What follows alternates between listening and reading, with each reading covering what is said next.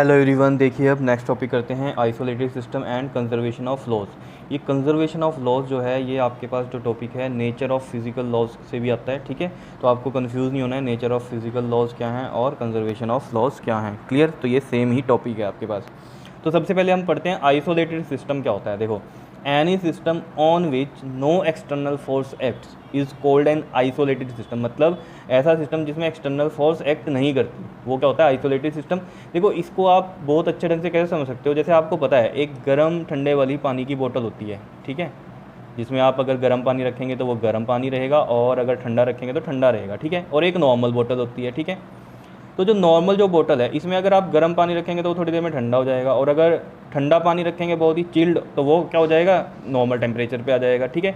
तो यहाँ पर क्या हो रहा है, एक्सटर्नल फोर्स एक्ट कर रही है, ये आइसोलेटेड सिस्टम नहीं है। लेकिन जो बोतल आपकी गर्म वाली गर्म रखेगी और ठंडे वाली ठंडा पानी रखेगी तो वो क्या है, आइसोलेटेड सिस्टम है। मतलब क्या है, अगर यहाँ चिल्ड वाटर रखा है हमने तो एक टाइम लिमिट तो होगी, मान लो 8 आवर्स की है, ठीक है। तो बाहर कुछ भी टेम्परेचर है, ठीक है, उसका इफेक्ट इस पर नहीं पड़ेगा, समझ लो, ये चिल्ड ही रहेगा। मान लो 8 आवर्स के लिए अगर बोतल में है कि 8 आवर्स तक रहेगा तो मान लो 8 आवर्स तक ये चिल्ड ही रहेगा, ठीक है। तो यानी कि क्या है, बाहर का कोई इफेक्ट इस पर नहीं पड़ा, आइसोलेटेड है ये सिस्टम, क्या आइसोलेटेड है, जिसमें कोई एक्सटर्नल फोर्स एक्ट नहीं कर रही है। अगर एक गर्म पानी आपने रख दिया, इसमें गर्म चाय रख दी तो ऑब्वियस ही बात है उसमें भी टाइम लिमिट होगी कि 8 आवर्स तक ये इसमें गर्म ही रहेगी।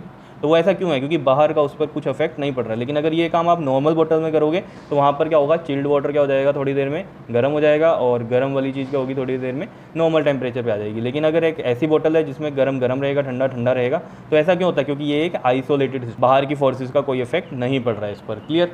तो ये चीज़ समझ में आ गई होगी आपको, आइसोलेटेड सिस्टम क्या होता है, ठीक है। बात कर लेते हैं कंजर्वेशन ऑफ लॉज की, जिसको मैंने आपको बोला है कि नेचर ऑफ फिजिकल लॉज से भी आता है। तो ये कंजर्वेशन ऑफ लॉज है क्या, कहता है in any physical process involving the different forces अगर इन्वॉल्व हो रही हैं, some physical quantities remains unchanged with time. तो उसमें जो फिजिकल क्वांटिटीज़ होती हैं वो अनचेंज रहती हैं with time. Such quantities are called conserved quantities. ऐसी क्वांटिटीज़ को हम क्या बोलते हैं, कंजर्व्ड क्वांटिटीज़ बोलते हैं। And the laws which governs the conservation of these quantities are called conservation laws. और जो लॉ इनको गवर्न करता है कंजर्वेशन क्वांटिटीज़ को, तो उनको हम क्या बोलते हैं, कंजर्वेशन लॉज बोलते हैं। तो there are 4 conservation of laws, ये आपको पता भी है कुछ पहले से ही। देखो, जैसे है हमारे पास law of conservation of energy.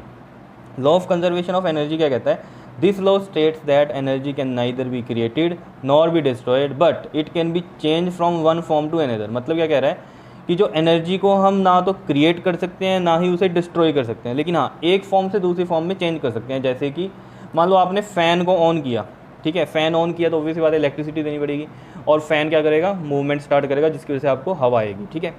तो यहाँ पर हुआ क्या है, इलेक्ट्रिकल एनर्जी दी, पंखा क्या हुआ है, वो घूमना शुरू है। तो घूमना शुरू है तो मतलब क्या हुआ, मैकेनिकल काम हो रहा है उसके अंदर, ठीक है।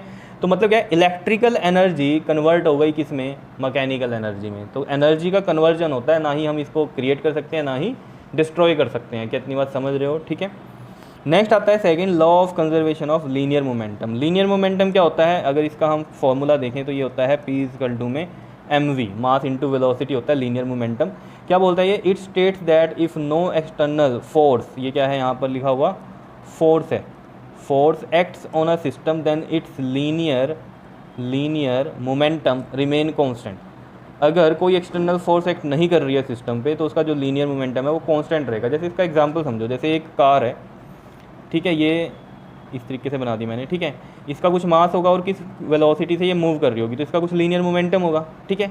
अब जब तक हम इसका एक्सटर्नल फोर्स से या हम कहीं एक्सेलरेटर को नहीं दबाएंगे ज़्यादा, ठीक है, तो क्या होगा, क्या इसकी वेलोसिटी चेंज होगी, नहीं चेंज होगी। अगर हम इसको एक्सीलरेट करेंगे, मतलब क्या है, वेलोसिटी बढ़ाएंगे, यानी कि वो एक्सटर्नल फोर्स की वजह से हो रहा है, तब इसका लीनियर मोमेंटम चेंज होगा ना, वेलोसिटी की वैल्यू चेंज होगी। और अगर नॉर्मल हम इसको चला रहे हैं m/v, जो भी एक रेफरेंस पॉइंट में हमने वेलोसिटी ली है, मास इंटू वेलोसिटी में, तो ना तो मास चेंज हो रहा है ना ही वेलोसिटी चेंज हो रही है, अनलेस कि आप इस पर एक्सटर्नल फोर्स ना लगाओ। एक्सटर्नल फोर्स का मतलब क्या है कि रेस आप बढ़ा दो, तो वो एक्सटर्नली बढ़ा दी ना आपने, ठीक है। तो मतलब क्या हो रहा है, वहाँ पर वेलोसिटी चेंज होगी, तो मास इंटू वेलोसिटी में फिर मल्टीप्लाई करके आंसर भी चेंज हो जाएगा। समझ रहे हो बात को। लेकिन ये कब होगा, जब एक्सटर्नल फोर्स लगाओगे। अगर एक्सटर्नल फोर्स नहीं लगा रहे हो तो लीनियर मोमेंटम क्या रहता है, कांस्टेंट रहता है, क्लियर है। अब जैसे law of conservation of angular momentum आ गया। अब जैसे लीनियर मोमेंटम में तो नॉर्मली मूवमेंट वाली चीज़ हो रही है, ठीक है, नॉर्मली लीनियरली चल रही है ये ऐसे, ठीक है। अब एंगुलर मोमेंटम होता है किसी घूमने वाली चीज़ में। जैसे मान लो घूमने वाली चीज़ में किस तरीके से मैं बोल सकता हूँ, जैसे एक साइकिल है, साइकिल को आपने स्टैंड पे खड़ा किया, ठीक है, और अब उसका जो है टायर घूम रहा है, तो टायर यहाँ पर कैसे घूम रहा है अगर आप देखो तो, ठीक है, टायर को आपने इस तरीके से घुमाया होगा, मतलब इस तरीके से यहाँ फोर्स लगाई होगी, ठीक है, तो ये फोर्स ऐसे लगाई तो ऑब्वियस सी बात है ये ऐसे घूमना शुरू हुआ। और यहाँ पर नॉर्मली फोर्स इस तरीके से हम बात कर रहे हैं लीनियरली, जैसे यहाँ पर ऐसे भी समझ सकते हो एक बॉल यहाँ पड़ी हुई है, ठीक है, तो इसका मास है कुछ, इसकी वेलोसिटी है, चाहे वो जीरो वेलोसिटी है, तो इसका लीनियर मोमेंटम होगा कुछ, समझ रहे हो बात को। और जब तक आप इसको किक नहीं करोगे तब तक इसका लीनियर मोमेंटम चेंज नहीं होगा, ठीक है। अब जैसे एंगुलर मोमेंटम की हम बात करें तो यहाँ पर फोर्स, जैसे लीनियर में तो फोर्स इस तरीके से लगेगी, लेकिन जो एंगुलर मोमेंटम होता है इसमें एंगुलर से ही पता चल जाना चाहिए कि एंगल की फॉर्म में इस तरीके से फोर्स लग रही है आपके पास, ठीक है। तो ऑब्वियस बात है रोटेटिंग पार्ट के लिए जो होता है यूज़ होता है एंगुलर वर्ड, ठीक है, रोटेटिंग चीज़ों में, ठीक है। तो यहाँ पर भी वही है कि अगर कोई एक्सटर्नल फोर्स नहीं लगेगी तो उसमें एंगुलर मोमेंटम क्या रहेगा, कांस्टेंट रहेगा। क्या इतनी बात समझ पा रहे हो? चलिए अब फोर्थ वन की बात करते हैं। फोर्थ वन क्या है हमारे पास, law of conservation of charge. तो कंजर्वेशन ऑफ चार्ज में भी यही है कि चार्ज को ना ही क्रिएट कर सकते हैं ना ही डिस्ट्रॉय कर सकते हैं, हाँ इसको आप ट्रांसफ़र कर सकते हो एक बॉडी से दूसरी बॉडी पे, जैसे लिखा हुआ है law of conservation of charge में, this law states that the total charge of an isolated system remain constant रहेगा, and this implies that the electric charges can neither be created nor destroyed, they can be only transferred from one body to another. समझ रहे हो? जैसे मान लो ये एक body ए है और ये एक बॉडी बी है, ठीक है। अब यहाँ से मान लो 2 इलेक्ट्रॉन इधर गए, इसने ट्रांसफ़र किए से 2 इलेक्ट्रॉन, ठीक है, तो यहाँ 2 ही आएंगे और यहाँ से 2 ही जाएंगे।